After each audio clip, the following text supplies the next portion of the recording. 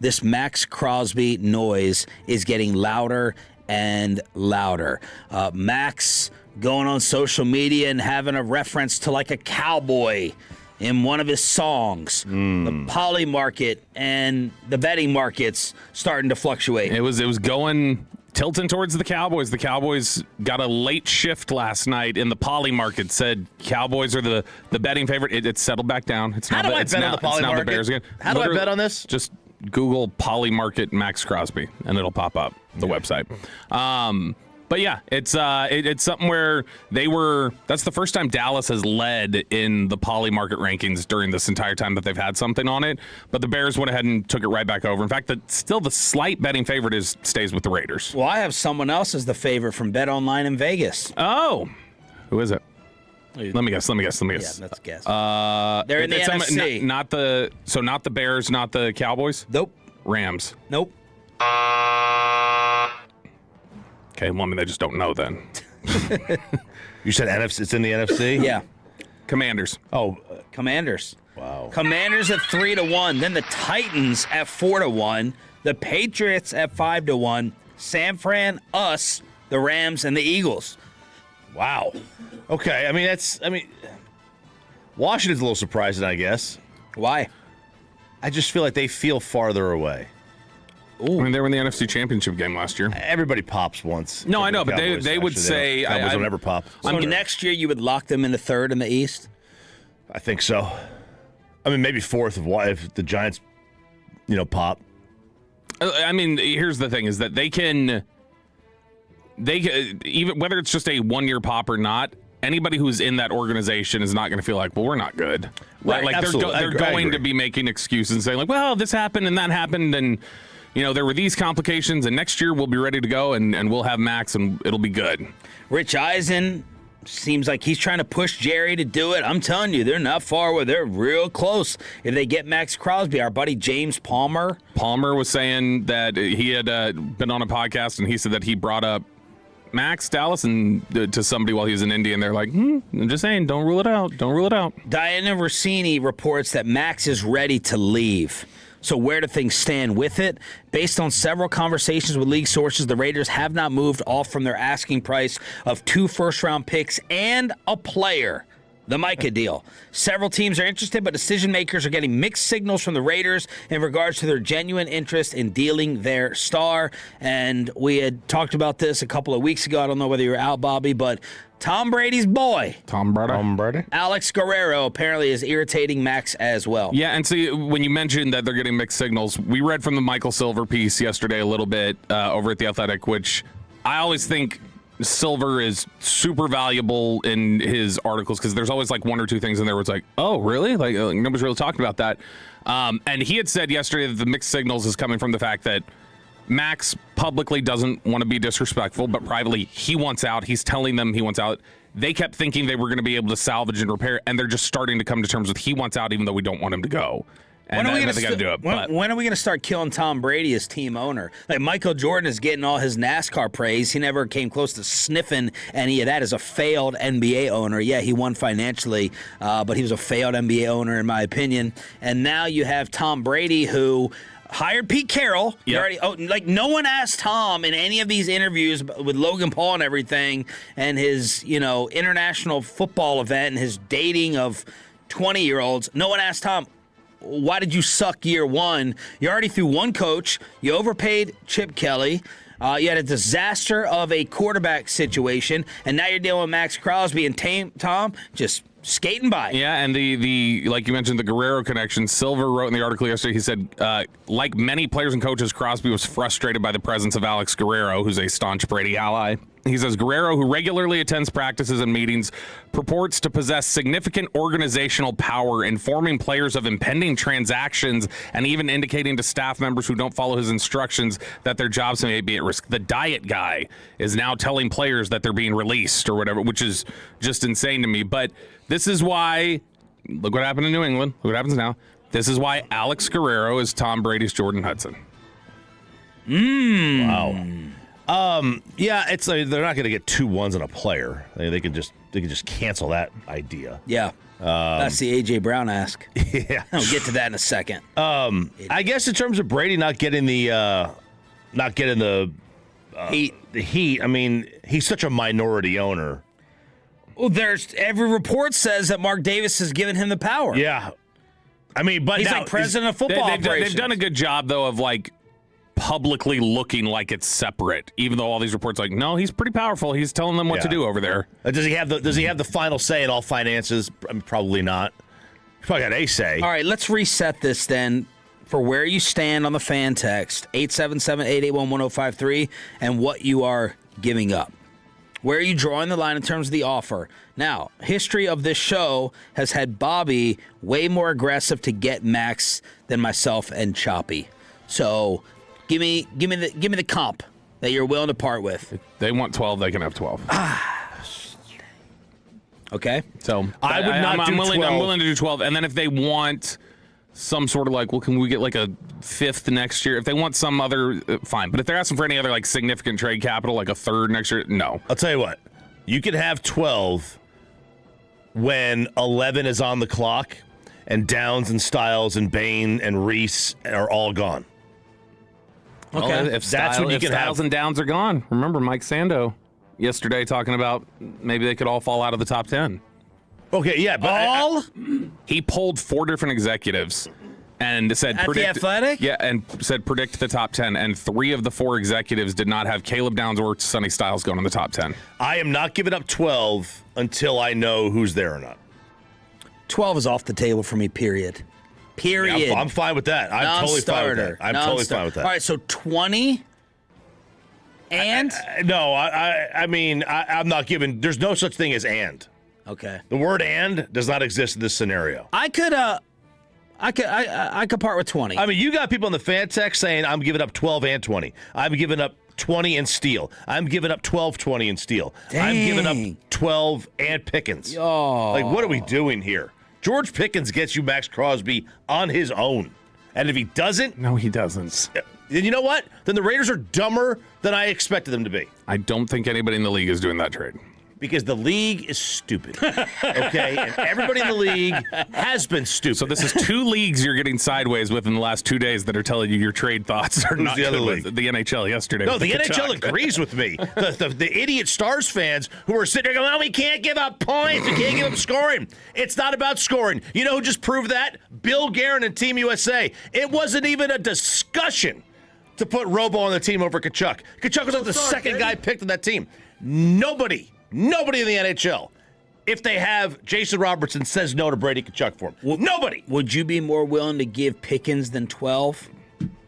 It's Pickens and something, I think. It's Pickens.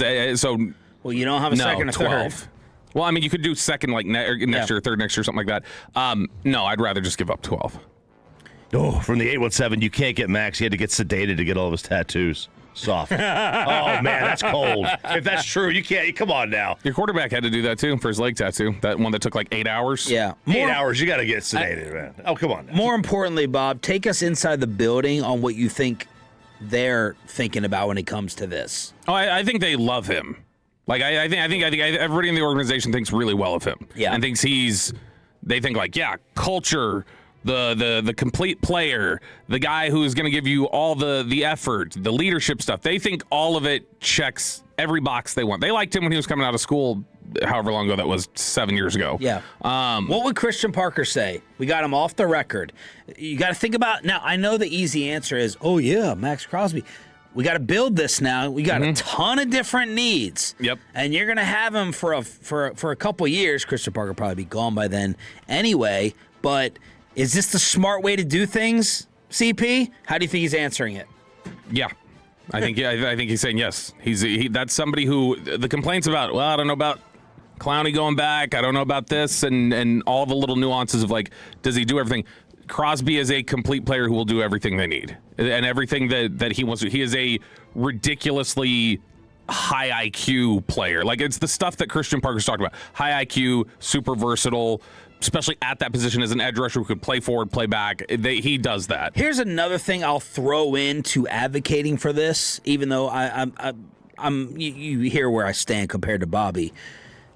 The free agent class. So, like, one of the things that's been holding me up in my mind, if I go ahead and re-sign George and I get Max, I can't spend on bodies. I can't get 3, 4. We need 7 new starters here. You need a lot of. They're not. But what did Will say to us? Will told us we're not one player away.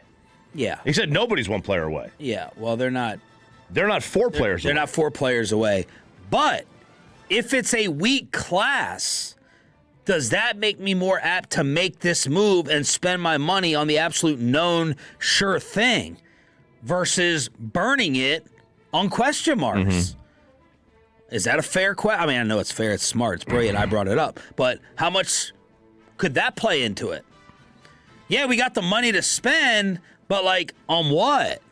Right. There's not a whole lot. I mean, you don't have unless you're in love with Hendrickson. Yeah, and we have talked about this, that he's not necessarily an elite free agent, not at his age.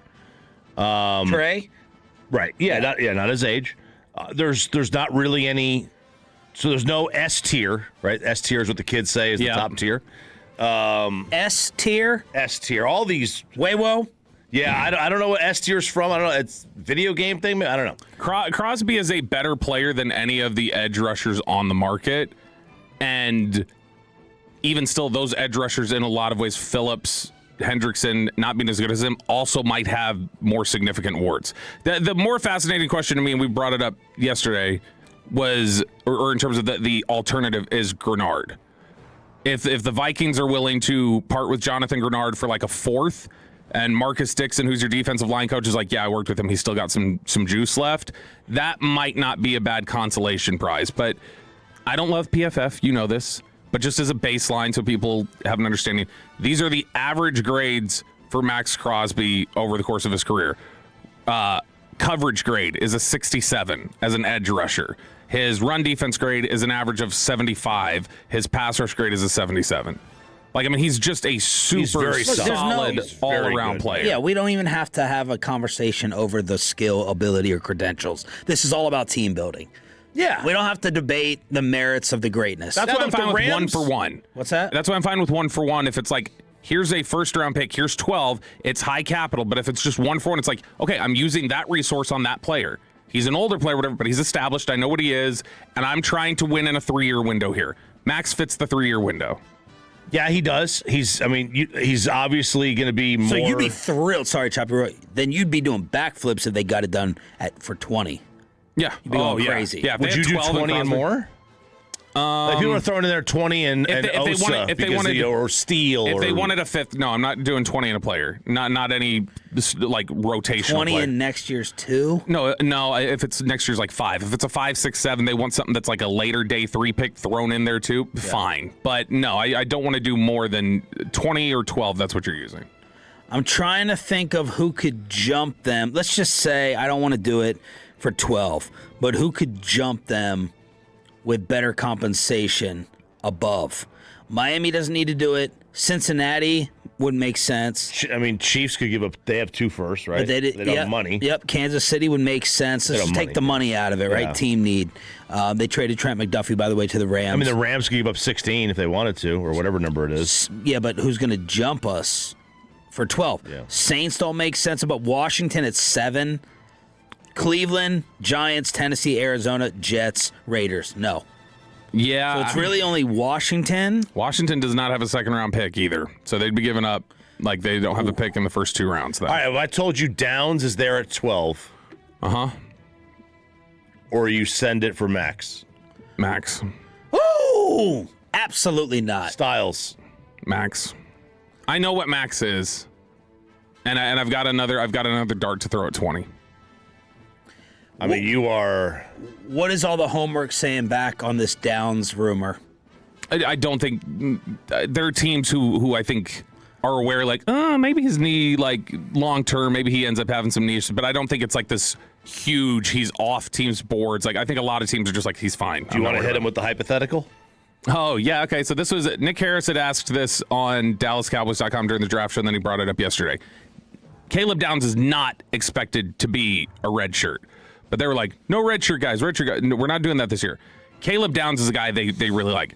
If Caleb Downs slid to you, but it's like, hey, he'll be fine 20 to 27 and beyond. He's going to be good. But he is not playing next year. would you pick him? Yes. Okay. I already said that. If I'm part of, I already said I'm fine with the weight project because of this whole. You're not that close. I understand the window thing with Dak, but I'm not allowing that to have me pass on a star. If you're telling me he's going to be fine, yes, I'm taking him and letting him. So you're not looking at this like our window is like what the Rams window is, or maybe a little bit longer, and like we just want to time everything out to when Dak is done, and then we're going to move on and just reset everything. I should look at it like that. That I understand that, and I should. It just pisses me off to go along with that because then it buys into the hype and it makes. I don't want them to think that they're closer than they actually. But it irritates me. Their offense is close, though. You'd agree. Yeah. So they're not close on defense, but the question is just like, can they throw enough resources to make the defense close enough? Defense can. And here's I guess the question. Let me adjust a little bit on the red shirt thing. I tell you that they've already flipped switches in free agency the month before to where they have a financial window of 3 years now. That's coming regardless. So even if you don't believe in the window, you know financially pay the piper is coming in 3 years. Now does that, if you're like, well, they've already put moves here where now I'm taking a full third of the window out basically because I use the highest piece of capital on somebody who's not going to play. No, I'm still taking him. If he is the truth, like people are saying, the greatest safety prospect since ... Which there's no, we always have to like repeat this because people on the fan text will freak out if they hear it. He is not supposed to be a redshirt next year. Caleb Downs is supposed to be available to play. This is just strictly a hypothetical of what if you found this out. All right, Neighborhood Watch is coming up here momentarily along with an Eagles concert ticket giveaway. Way to hit us up is Franklin LaFranco Injury Attorney text line 877-881-1053, 877-881-1053. I'm going to throw a curveball question at you based upon the latest. Well, it's not really the latest out of Philadelphia. Everyone's repeating the same thing. Would the Eagles be better off with or without A.J. Brown on their team next year? My immediate instant answer is, yeah, I want A.J. Brown off the team. But I also feel like I have a landmine that I've set in the organization that is not going to magically turn around and turn into a flower pot. It's going to be filled with TNT. It's going to be the powder is dry, and I have it inside the facility. And I view Howie Roseman's ask. Like, the story is, and I don't know how much of this is just public negotiating. Mike Garofalo, whatever the hell his name is. He knows Philly. Yes. That is somebody who he would have a beat on Philly. He said they want a Quinnen Williams type deal.